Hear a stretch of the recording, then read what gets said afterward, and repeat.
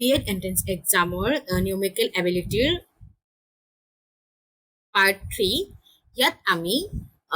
Topic হ'ব Profit, Loss and Discount যিখিনি এক্সামত আহিছে প্ৰিভিয়াছ ইয়াৰ কেইবাবাৰ আহি গৈছে এই টপিকটো গতিকে আপোনালোকে এইখিনি ভালদৰে চাব গতিকে ষ্টাৰ্ট কৰোঁ ফাৰ্ষ্ট কুৱেশ্যনটো কৈছে A man buys a fan for 1200 and sells it at a loss of 15%. What is the selling price of fan? এটা কি হ'ব বাৰু আপোনালোকে ভাবকচোন এইটো হ'ব কি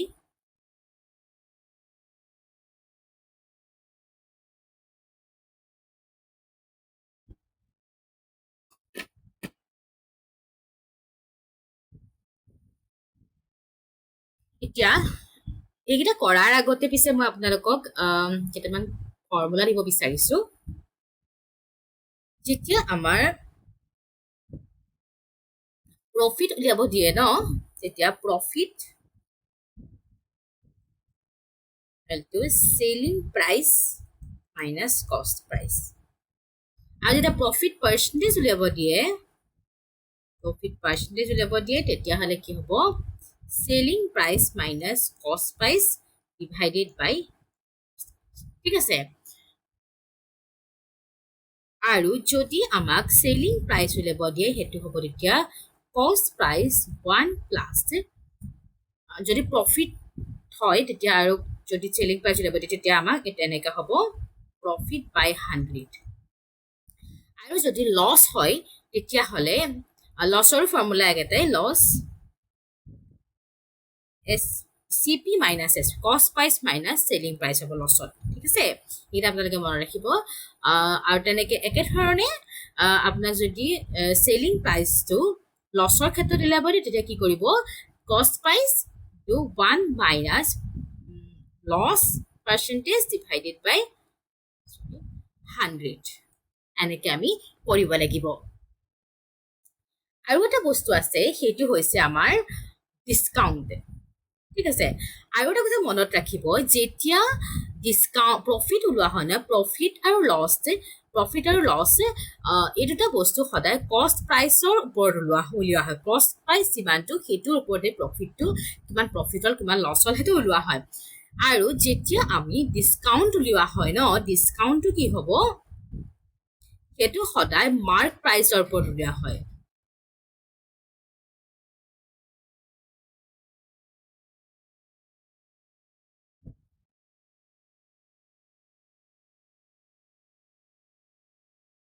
আছে ডিসকাউন্টটো সদায় মাৰ্ক প্ৰাইচৰ ওপৰত উলিওৱা হয়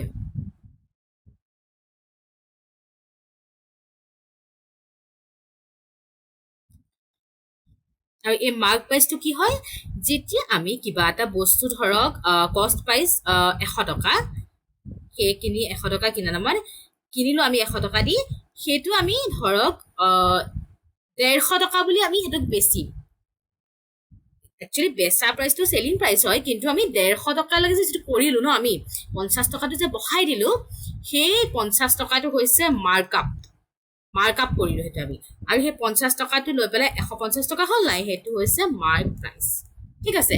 এইকেইটা আপোনাৰ ফৰ্মুলা এইকেইটা ইম্পৰ্টেণ্ট আপোনালোকে চাব এতিয়া আমি ষ্টাৰ্ট কৰোঁ এতিয়া প্ৰথম প্ৰশ্নটো কি দিছিলোঁ মই সেইটো হৈছে a man buys a fan for 1200 rupees and sells it at a loss of 15%. What is the selling price of fan? The selling price to সুধিছে এতিয়া আমাৰ কি দিয়া আছে কষ্ট প্ৰাইচটো কিমান দিয়া আছে ইয়াত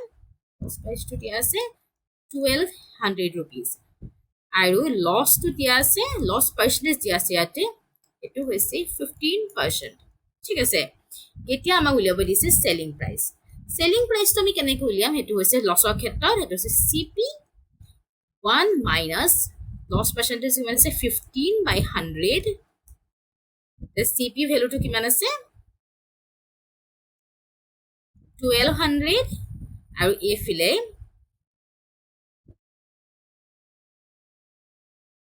100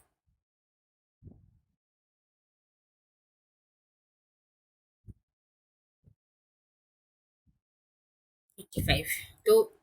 এটা কেনসেল আউট যাব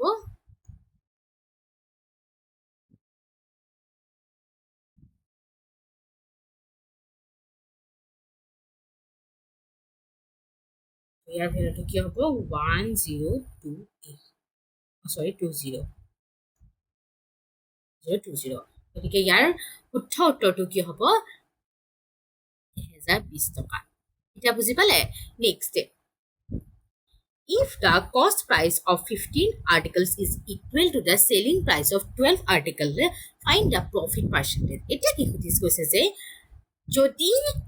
15 আৰ্টিকুলৰ ক্ৰছ প্ৰাইচটো চেলিং প্ৰাইচৰ 12 আৰ্টিকুলৰ সমান হয় তেতিয়াহ'লে প্ৰফিট এটা আমি প্ৰফিট হ'ব বুলি কেলেই গম পাইছেনে কাৰণ যেতিয়া আমাক 15টা ধৰি 15টা বস্তু আছে 15টা বস্তু যদি যিটো কষ্ট প্ৰাইচ কিনিছোঁ যিমান দামত সেইটো যদি 12টা বস্তু বেচা দামৰ সমান হয় 12টো কম হয় ন তো আমি কি হ'ল বেছি প্ৰাইচত বেচিছোঁ আমি এছ পিটো গতিকে আমি কি পাইছোঁ প্ৰফিট পাইছোঁ এতিয়া কৈছে যে কষ্ট price of 15 articles is equal to selling price of 12 articles now আমি কি কৰিম let CP of one article উলিয়াম 1a বুলি লিখিছোঁ ঠিক আছে 1a কি হ'ব 1 rupee বুলি ধৰিলোঁ তেতিয়াহ'লে CP of 12 হত কিমান হ'ব CP of 12 article 12 rupee and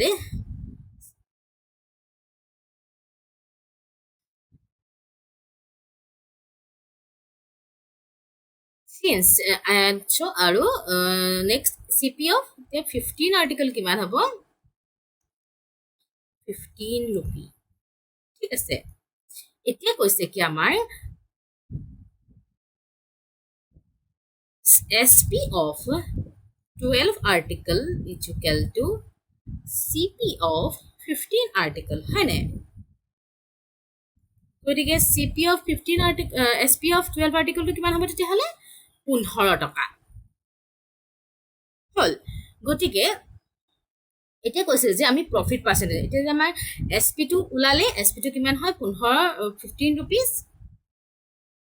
আৰু CP টো কিমান হ'ব 12 rupee কাৰণ 12টাৰ কথা সুধিছে আমাক ইয়াতে CP of SP of 15 article টো আমি 15 ৰূপে পালো আৰু 12 article টো কিমান পালে আমি 15 টকা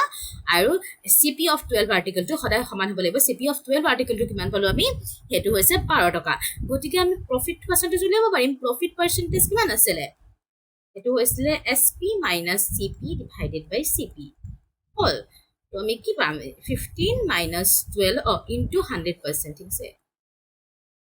15 minus 12 divided by 12 into 100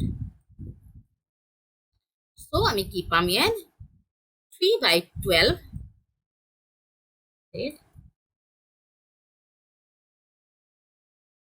is equal to 25%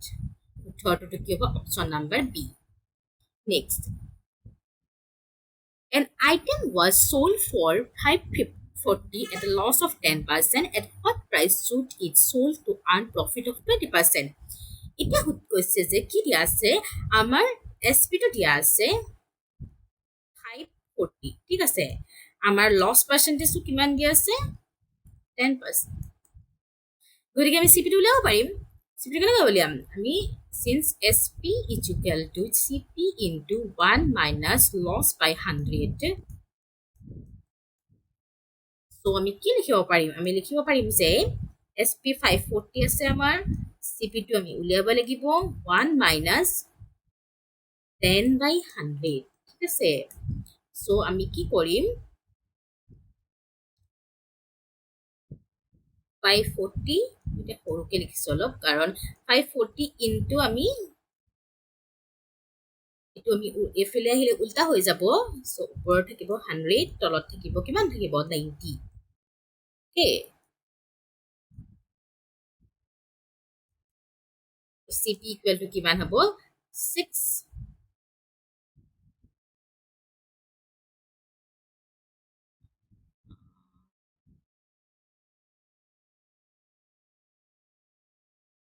এতিয়া CP is equal to 600 rupees হ'ব এতিয়া আমাক উলিয়াব কি দিছে what price it sold to এতিয়া যদি ইয়াত চিপিটো 600 হ'ল এতিয়া সুধিছে যে আমি কিমানটো প্ৰাইচত বিকিলে আমাৰ 20% প্ৰফিট হ'ব আকৌ গতিকে চিপিটো 600 আছে গতিকে প্ৰফিট 20% আছে তে প্ৰফিট পাৰ্চেন্টেজৰ ফৰ্মুলাটো কি আছিলে প্ৰফিট হ'লে এছপি টো কি আছিলে SP equal to CP into মই ডাইৰেক্ট লিখিছোঁ কি স্পেচটো কম আছে যিহেতু 600 ইনটু 1 প্লাছ পাৰ্চেন্টেজটো কিমান আছিলে 20/100 okay So, it's 600 to 120 divided by 100. ঠিক আছে 720 SP ভ্যালুটো কি হ'ব 720 ৰূপী কত হেতু এটো চনল বাস এতিয়া আমি নেক্সট কোৱেশ্চন আহো A dishonest dealer professes to sell his goods at cost price but uses a weight of 900 gram instead of 1 kilogram find his gain percentage এটা কি কৈছে যে এজন অসাধু ব্যৱসায়ীয়ে কি কৰিলে কৈছে যে কোনোবা এটা বস্তু বিকিছে কোনোবা এটা ৱেট বিকিছে ধৰক ঘেঁহু আটাই বিকিছে ধৰক আটা বিকিছে কৈছে যে আমি এনেকুৱা কয় ন আমি কিনা দামত দিছোঁ দাদা লৈ যাওক কিনা দামত দিছোঁ বাইদেউ কিনা দামত লৈ যাওক কিন্তু তেওঁ কৰিছে কি ঠিকে কিনা দামত দিছে ঠিকেই কিন্তু তেওঁ যদি সেই 1 কিলো দিব লাগে তেওঁ দিছে কি 900 গ্ৰামহে দিছে 100 গ্ৰাম কমকে দিছে তেতিয়া তেওঁৰ প্ৰফিটটো হৈ গ'ল নাই তেওঁ কাৰণ তেওঁ ঠিকেই যে কষ্ট প্ৰাইচত বিকিছে ঠিকেই কিন্তু তেওঁতো বস্তুটো কমাই দিছে ন তো তেওঁতো 100 গ্ৰামৰ প্ৰফিট এক্সট্ৰা হৈ গ'ল ন তো আমাৰ সেই প্ৰফিট পাৰ্চেন্টেজ গেইন পাৰ্চেন্টেজ মানে হৈছে প্ৰফিট পাৰ্চেন্টেজ সেইটোৱে আমি উলিয়াব লাগে এতিয়া আমি ধৰি ল'ব লাগিব late CP of 1 kilogram is equal to 100 okay therefore now since 900 gram reduce 100 gram reduce কমাই দিছে ন কিলোগ্ৰামৰ পৰা সো এতেকে এইটো আমি কেজিলে কনভাৰ্ট কৰি লম ঠিক আছে কেজিলে কনভাৰ্ট কৰি মানে এইটো সেন্সৰ কৰিম যে আমি 900/1000 কৰি লম ঠিক আছে কাৰণ 1000 গ্ৰাম আমি কি কৈছো 900 গ্ৰামহে দিছে 1000 গ্ৰামৰ আমাক হয় নে নহয় আমাকতো 1000 গ্ৰাম দিয়া নাই কিলোগ্ৰাম দিয়া নাই গতিকে 1000 গ্ৰামৰ 900 গ্ৰামহে দিছে তো এতেকে CP of 1 kg 100 এতেকে CP of 900/kg is equal to যেহেতু 1 কেজিৰ 100 টকা হয় 100 টকা দিয়া আছে তেওঁ বিকিছো বুলি কৈছে কিন্তু একচুয়ালি বিকিছে কি 900/1000 হে বিকিছে গতিকে 900 of kg is equal to 100 তেওঁ এইটো পইচাত এইটো বিকিছে গতিকে এটা ক্যান্সেল হৈ যাব এতেকে একচুয়ালি 1 kg তেওঁ কিমানত বিকিছে মানে একচুয়াল প্ৰাইস 1 kg কিমান তেওঁ লাভ কৰিছে হেতু হ'ব 100 into 10/9 here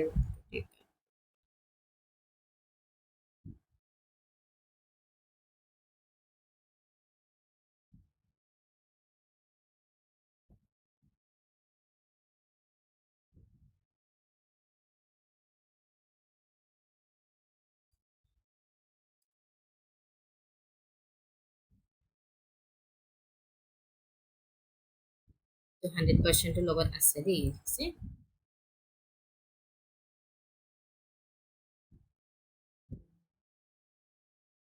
11.11% আছে বুজি পালানে আপুনি আপোনালোকে যে আমাক 900 গ্ৰাম বিকিছে তেওঁ 900 গ্ৰামৰ একচুয়াল প্ৰাইসটো একচুয়ালি কিমান প্ৰফিট পাইছে তেওঁ ইমানটো প্ৰফিট পাইছে ঠিক আছে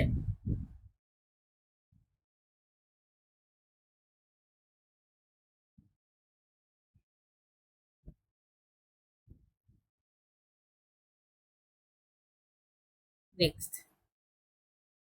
A shopkeeper allows a discount of 10% on mark price of an item and still gain 8%. By what percentage is the mark price above the cost price? That is a discount of 10% on the mark price of each item and still gains. It let আমি এটা কি লিখি ধৰিব লাগিব let CP টো আমি কিমান কি CP টো আমি 100 বুলি ধৰিব লাগিব ওকে now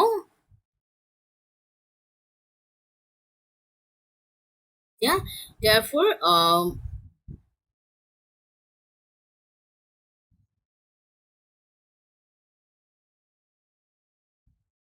এতিয়া আছে 8% আমি প্ৰফিট পাইছোঁ বুলি চি পি যদি 100 হয় আৰু প্ৰফিট যদি 8% হয় প্ৰফিট 8% দিয়া আছে তো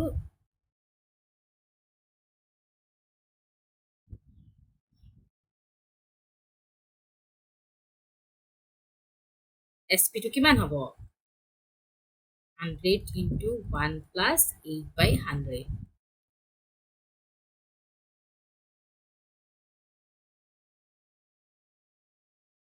108 হয়নে এছ পি ভেলুটো আমাৰ 108 আহিব ঠিক আছে গতিকে এছ পি ভেলুটো 108 আমি মাৰ্ক প্ৰাইচটো আমি উলিয়াব লাগিব তাৰ পৰা ডিছকাউণ্টটো দিয়াই আছে signs S P equal two mark price minus discount okay তো আমি মাৰ্ক প্ৰাইচটো কেনেকৈ উলিয়াম তাৰ পৰা আমি যে mark price equal to S P plus discount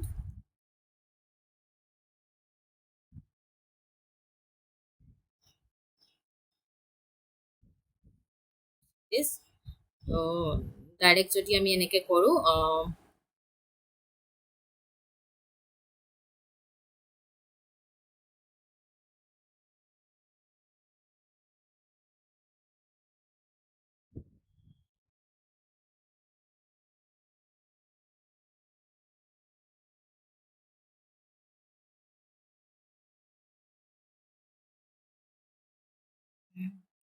I hope question my question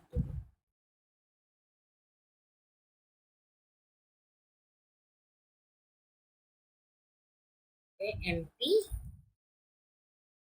equal to 108 plus ডিছকাউণ্টটো আমাৰ মাৰ্ক প্ৰাইচৰ ওপৰত দিব আমি এইটো এনেকৈ লিখিব পাৰোঁ 1 মিনিট এনেকৈ লিখিব পাৰোঁ S P equal to M P 1 minus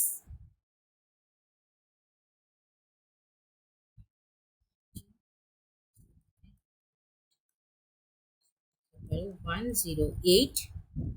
M পিটো এনেকৈ থাকিব তো 100 1ৰ পৰা ডিছকাউণ্ট 20 বিয়োগ কৰিলে কিমান হ'ব 80 চ' আমি এম পিটো কিমান পাম 108 ইনটু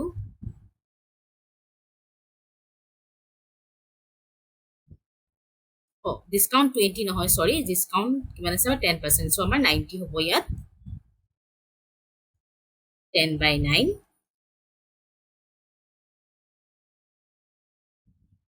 120 মাৰ্ক প্ৰাইচ আমি 120 পালোঁ গতিকে এটা সুধিছে যে by what percentage is the mark price above the cost price যিহেতু আমাৰ কিমান হ'ল কষ্ট প্ৰাইচটো আমাৰ 100 আছিলে মাৰ্ক প্ৰাইচটো 120 হ'ল গতিকে কিমান পাৰ্চেণ্ট বাঢ়িলে 20% ইনক্ৰিজ হৈছে আমাৰ ঠিক আছে গতিকে ইয়াৰ শুদ্ধ অৰ্থটো কি হ'ব option number C next If a person sells two items for 990 each, gaining 10% on one and losing 10% on the other, what is the overall profit or loss percentage? ইয়াত দুটা বস্তু আছে চাব দেই ইয়াত শ্বৰ্টকাট ফৰ্মুলা আছে যেতিয়া আমাৰ চেম প্ৰডাক্টৰ same percentage of loss and profit and loss হয় দেন আমি কেনেকৈ উলিয়াওঁ পাৰ্চেণ্টেজটো সেইটো হ'ব এক্স যিটো পাৰ্চেণ্টেজ আছে এক্স ডিভাইডেড বাই 10 হোল স্কোৱাৰ পাৰ্চেণ্টেজ চ' আমাৰ এক্সটো মানে হৈছে এইটো পাৰ্চেণ্টেজটো যিটো দিয়া আছে গিভেন পাৰ্চেণ্টেজ টো এক্স বাই 10 ডিভাইডেড বাই 10 হোল স্কোৱাৰ পাৰ্চেণ্টেজ চ' 10 কেঞ্চেল গ'ল টো আমাৰ 1% টো আমাৰ শ্বৰ্টকাট এইটো আপোনালোকে মনত ৰাখিব অ'কে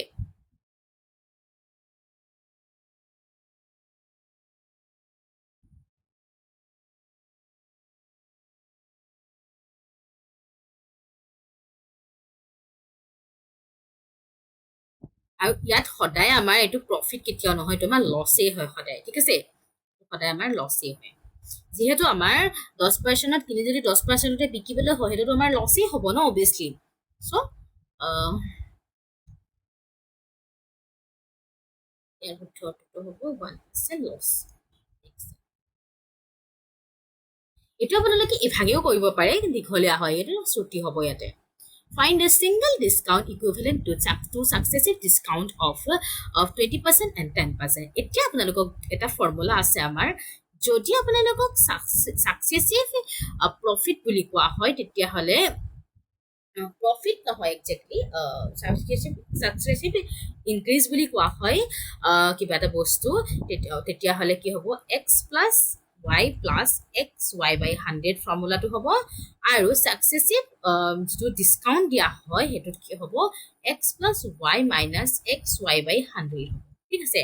এতিয়া আমাক কি আছে 20% 10%, এইটো আমি x is equal to 20%, y is equal to 10%, থেকে equivalent discount আমার কি হবো 20 plus 10 minus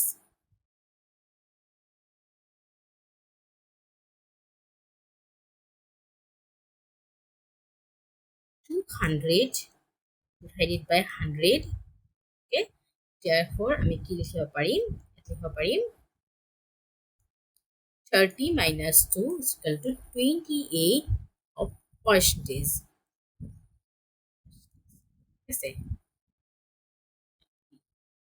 Next, by selling 33 meters of cloth, a person gains the selling price of 11 meters. Find the gain percentage. এতিয়া কৈছে যে 33 মিটাৰ ক্লথ, যেটো by selling 33 meters of cloth, a person gains the selling price of 11 meter. যে 33 metre cloth বিক্ৰী কৰি এজন পাৰ্চনে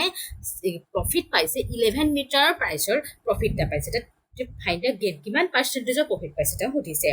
এতিয়া আমি সেই আগৰ এটা যেনেকৈ কৰি আছো তেনেকৈ আমি এইটো কৰিম। সিন্স গেইনটো আমাৰ কি হ'ব SP of 33 meter minus CP of 33 meter. Okay, যেহেতু আমাৰ গেইনটো কি হয় সেলিং প্ৰাইচ অফ 11 মিটাৰ হয়, গতিকে আমি এফালে গেইনৰ জেগাত বহিব SP of 11 meter is equal to SP of 33 meter minus CP of 33 meter. ঠিক আছে, এতিয়া আমাৰ ইয়াৰ পৰা কি লিখিম, এটাকে SP of 22 meter is equal to CP of 33 meter. ঠিক আছে, গতিকে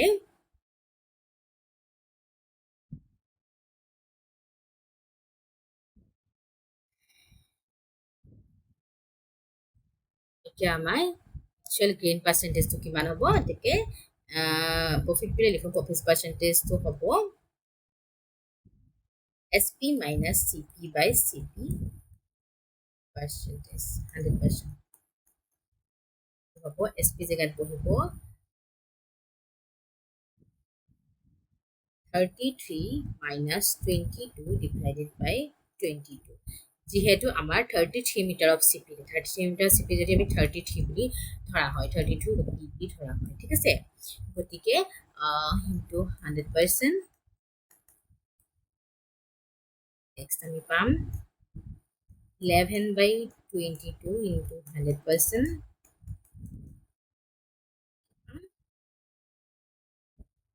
50% profit পাম। গতিকে আমি কিমান পাম 50% প্ৰফিট পাম। ইয়াৰ শুদ্ধ অৰ্থটো কি হ'ব, এইটো হ'ব অপশ্যন নাম্বাৰ বি।